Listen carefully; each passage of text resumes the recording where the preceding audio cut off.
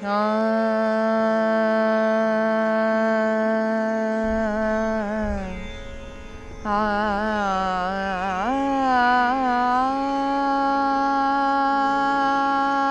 renaissance is a period of growth, change, blossom.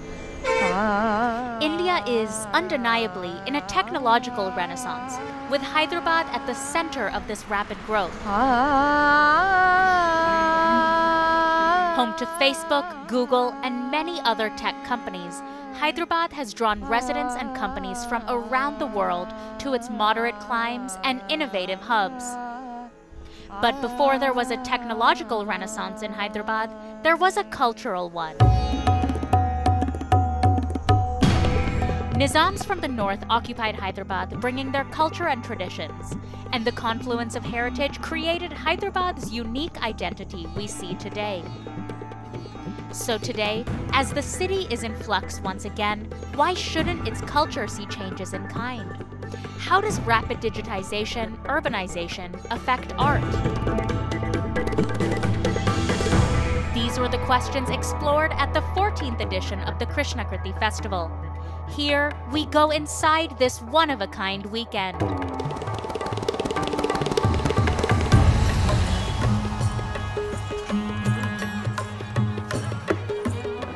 Very excited. I don't know how people are going to accept the new art. It's new every time. I mean, we're reinventing and getting new genre to the whole festival every year. And I mean, I think you need to reinvent, otherwise it becomes a boring, same old boring festival.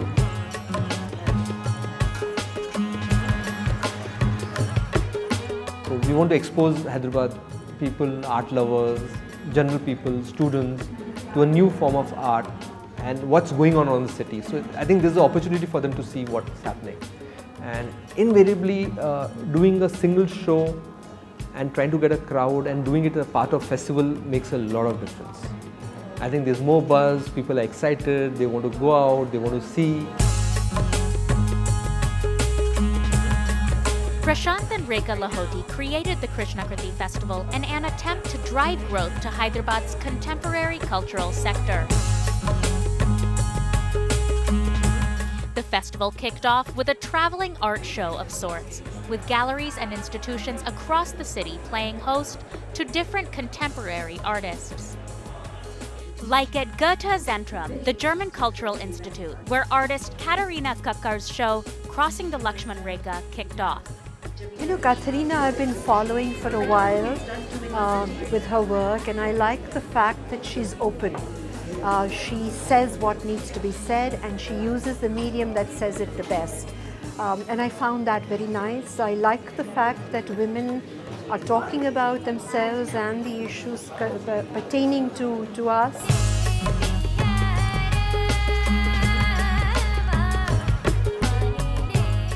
Katharina Kakkar composed a series of works exploring womanhood, sexuality, and the systems that put both in danger. Inspired by the rise in violence against women, Kakkar's work takes markers of vitality and desire and gives them new meaning.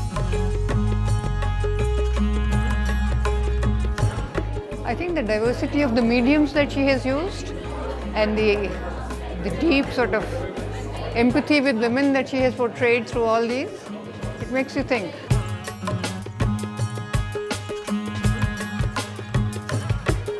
The first time, I'm seeing an artist who's coming out with an issue that talks about sensuality, that talks about sexuality, which is, like a taboo. I was really attracted to the chilies that are hanging. Because, as I see people moving by, it sounds like a chime, sounds like a wind chime. But then that's when I realized that women need to make the sound.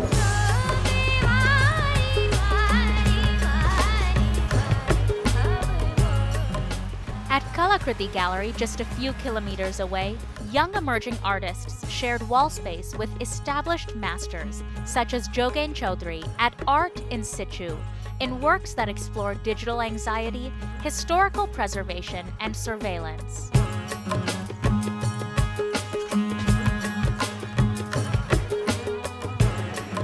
The main events are yet to begin, but the tone was set. This international festival might span across time periods and artistic styles, but it was still decidedly contemporary in both scope and practice.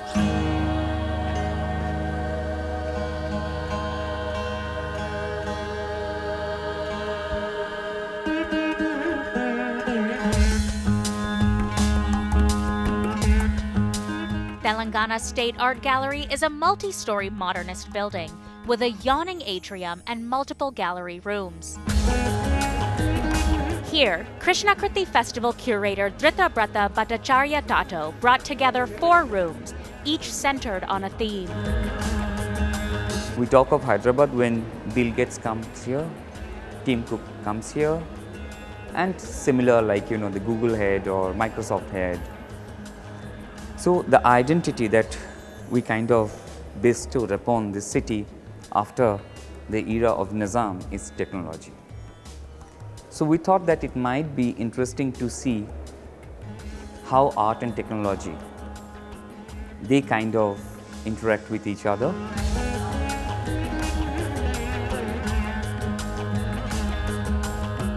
We created a quadrant of art and technology, and we chalked out 4 vectors out of it. And these 4 vectors are existential, exploratory, experiential, and evolutionary.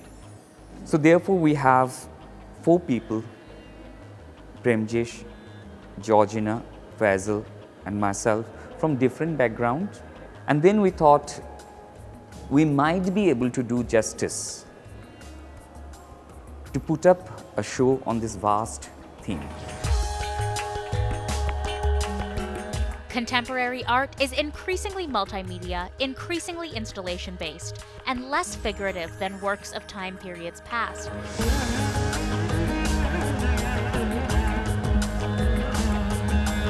What people find very, very amazing is that every year there is something new which is introduced to the city for the very first time. So for instance, in the 14th edition, we have a very rich display of digital art.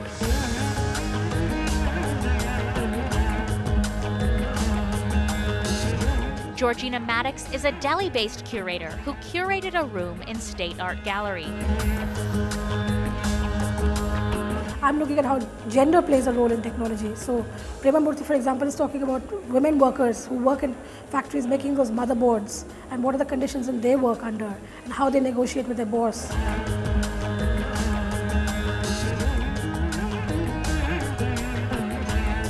Baiju Parthan has used low-grade technology like lenticular prints to sort of talk about how planes and bombing happens and how they suddenly appear out of nowhere. So that happens when you pass his work.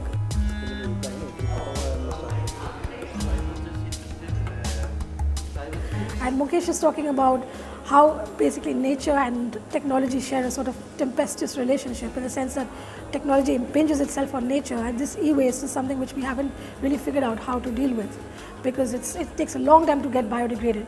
So basically he's put money plants into these old computers, and he said you can recycle your computers and make them into a money planter.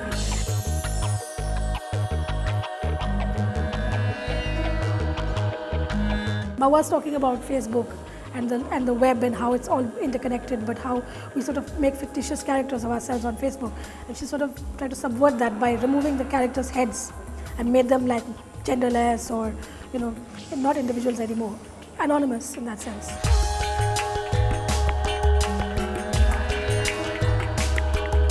Mohan Jangid is talking about pornography and art and how that manifests on the web. There's a kind of sense of, you could say, anonymity. So anybody could be chatting with anybody. There could be any kind of manifestation of sexuality on the internet. So it's in a way it's liberating, but it's also a misogynist in a sort of sense. So he's looking at both sides of the coin. Really awesome to see so many exhibits, so many different styles and so much of creativity. You actually have to stand there and understand what these artists are trying to portray.